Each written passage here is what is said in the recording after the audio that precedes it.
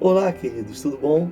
Eu sou Anderson Lucas e mais uma vez é um imenso prazer estar aqui compartilhando com você um pouco daquilo que Deus tem colocado no meu coração.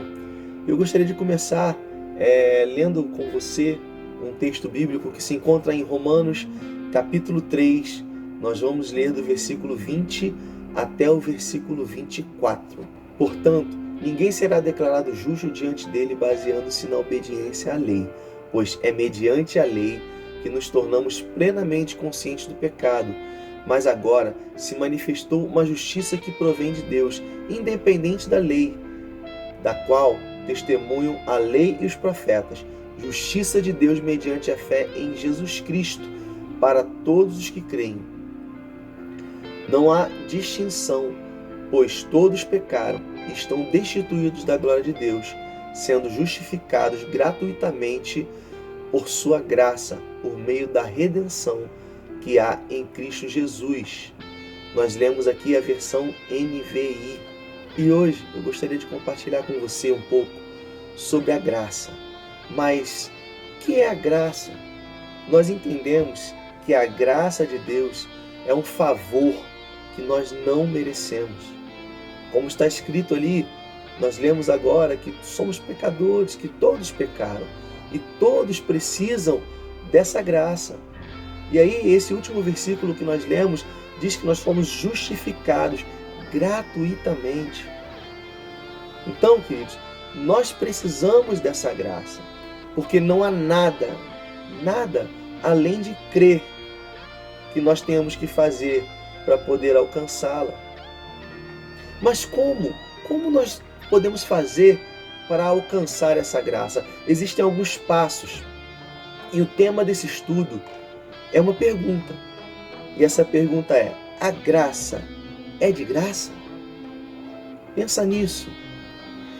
E o primeiro passo para a gente alcançar essa graça é reconhecer a condição de pecador que cada um de nós temos.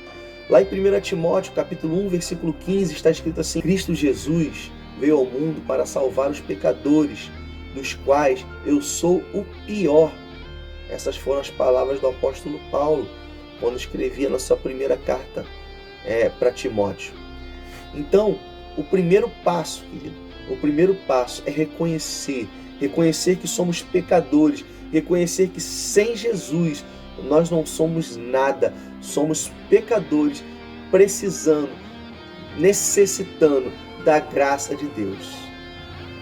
E a partir do momento que nós reconhecemos essa condição de pecador, de que toda a humanidade, desde o Éden, quando o homem pecou, caiu, aliás, não foi toda a humanidade, foi toda a criação, porque o Senhor fala: maldita seja a terra por tua causa.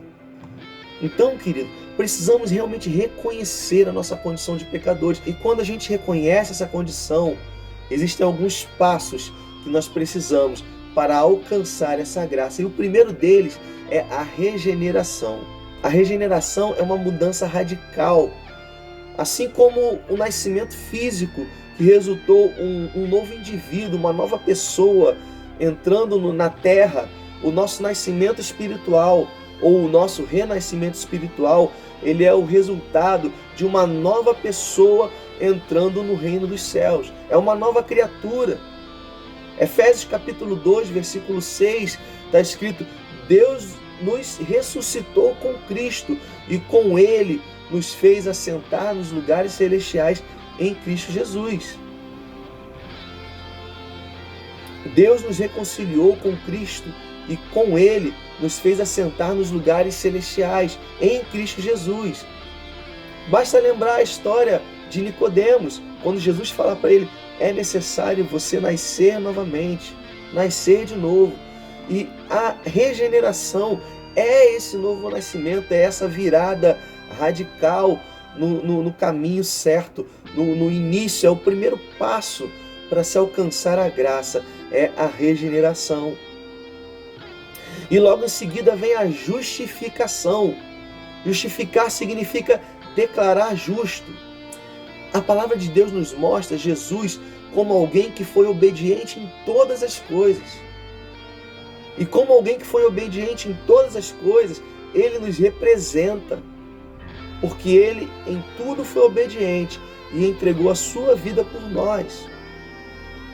O sangue de Jesus nos justifica, porque Deus, ele olha para mim e olha para você, e ele não vê o Anderson, ele não vê você, ele vê o sangue de Jesus nos cobrindo. E quando o sangue de Jesus nos cobre, a obediência de Jesus é transferida para mim e transferida para você.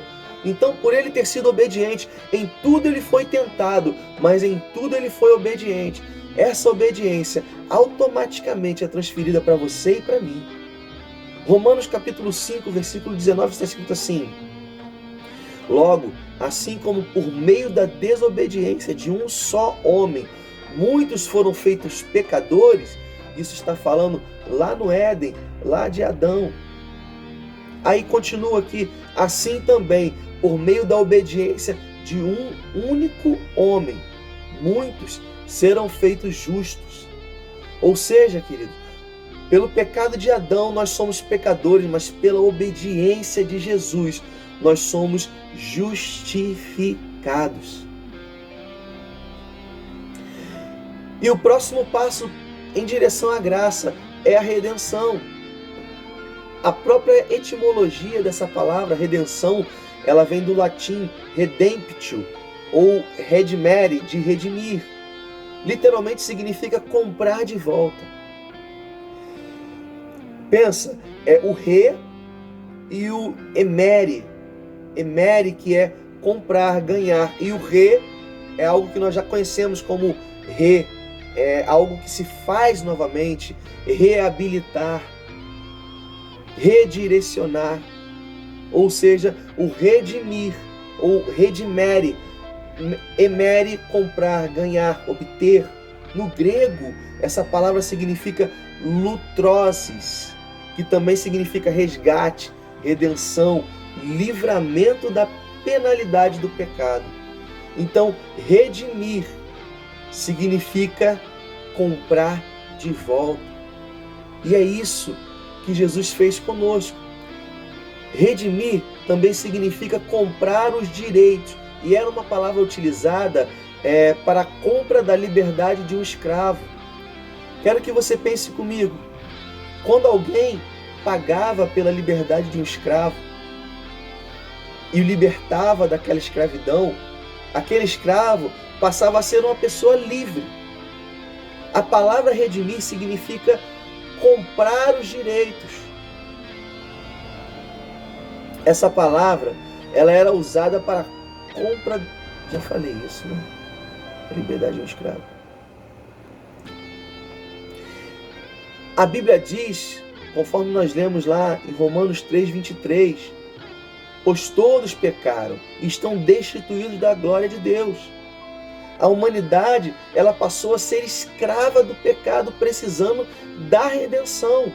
E aí o versículo seguinte que nós lemos lá no começo também, esse versículo fala da redenção por meio da graça, através de quem? De Cristo Jesus, do sangue dele. O sangue de Jesus, ele comprou a nossa o sangue de Jesus comprou a nossa liberdade.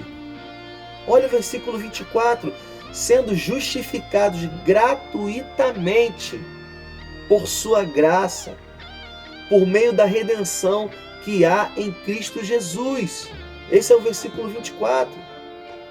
Então, queridos, esse versículo ele já fala automaticamente que a graça foi de graça. Mas é preciso entender que ela foi de graça para mim, foi de graça para você, mas teve um alto preço. Um preço muito alto foi pago por essa graça, um preço de sangue. A morte de Jesus. Não sei se você já assistiu o filme As Crônicas de Nárnia. São vários filmes de vários livros do autor C.S. Lewis, que é um cristão. E ele conta a história no primeiro filme, que se eu não me engano é o segundo livro, que é O Leão, a Feiticeira e o Guarda-Roupa. É o segundo livro. Ele conta a história desse leão. ele criou um lugar chamado Nárnia. Esse leão, ele representa Deus. Se você ainda não parou para pensar nisso, assista novamente esse filme. E uma das crianças, um dos meninos, ele peca, ele se associa com aquela terra de Nárnia, com a feiticeira do mal. Ele se associa com ela. E existia uma regra em que aquele que era pego na infração, no pecado, no mal, ele deveria morrer na mesa de pedra. Ele estava destinado à morte. E aí Aslan, o leão, ele se oferece para morrer no lugar daquele menino. É exatamente o que Jesus fez por nós. Nós somos como aquele menino, que no filme se chama Edmundo. E Jesus é como Aslan, que veio e se entregou na cruz por nós. A cruz é como aquela mesa de pedra. E através da morte de Aslan, Edmundo passou a ser livre. E através da morte de Jesus, nós passamos a ser livres. Aslan foi torturado antes de morrer. E Jesus foi torturado antes de morrer. Então foi uma comparação brilhante que o autor C.S. Lewis fez. Vale a pena você conferir com essa ótica. Te recomendo. Queridos, a graça, ela foi de graça para mim e para você, mas teve um alto preço, um altíssimo preço. E quando nós entendemos isso, que a palavra de Deus diz que nós o amamos porque Ele nos amou primeiro. Então qual é o segredo? Qual é o segredo? O segredo é amá-lo. E como nós vamos amá-lo cada vez mais? Quanto mais você entende o amor dele por você, mais você o ama, mais você se derrama em amor por ele. Aproveite, querido, a graça, que é de graça para mim e para você, mas teve um alto preço, um preço de sangue. Deus te abençoe.